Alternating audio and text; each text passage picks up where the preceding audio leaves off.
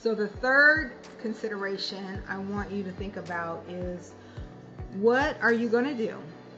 What are you going to do? If you leave bedside nursing, what are you going to do?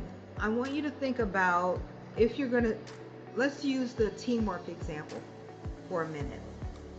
So if you say, gosh, the teamwork is really horrible, but I really like everything else around it, I'm going to stay.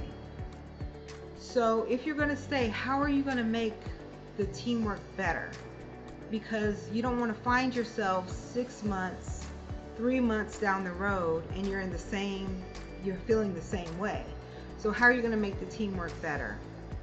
And what I always say is, you have to focus on yourself, because you can't control anything around you. You can't control people, you can't control sometimes the working conditions, but you can control yourself. So what I might say to you is, well, think about improving who you are as a team member. Be the team member that you love to work with. You know, when you see that assignment sheet and you see that person's name, like, oh yes, it's going to be a great day because so and so is here. I had that with Nikki. Nikki was my partner at an organization we worked at, a big urban hospital. And when I saw Nikki's name, I was like, it doesn't matter what comes, it's going to be a good day because Nikki's here. So you want to be that person. Another thing you could do is improve your relationships. Improve your relationships with your physicians.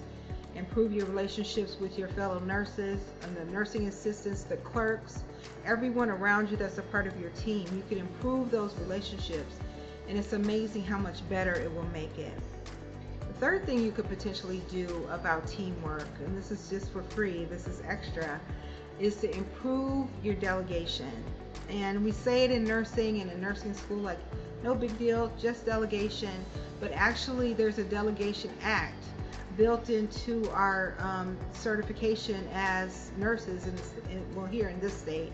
Not sure about where you come from, but it's usually built into most into some portion of the nursing licensure. So if you say, Lisa, I'm done, I've thought about it, I swatted it, and I'm done with bedside nursing. Okay, great, that's great too, because you came to a decision. Now I want to ask you, what are you going to do? What's your next step that you can take tomorrow in order to move in that direction? And there's actually an intermediate, there's a third option here. So for example, if you say, Lisa, I want to go, I'm done, you may want to think about, okay, well, what if I try some of these techniques? What if I stay, what if I give it 30 days, 6 months, a year, to try to work on my own teamwork, to see if it improves. But if it doesn't improve in 90 days, 6 months, a year, I'm out. So if you are out, if you're done, what can you do tomorrow? Can you freshen up that resume? Can you make some phone calls? Can you check to see, what do you want to be, an agency nurse or a travel nurse?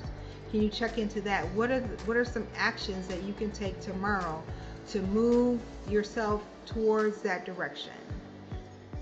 I hope this has been helpful to you, and I hope you will join me again as we come together again as a community nurses here at Nursing You. Please click the notification bell, like, and subscribe. Thank you, and have an amazing, amazing day.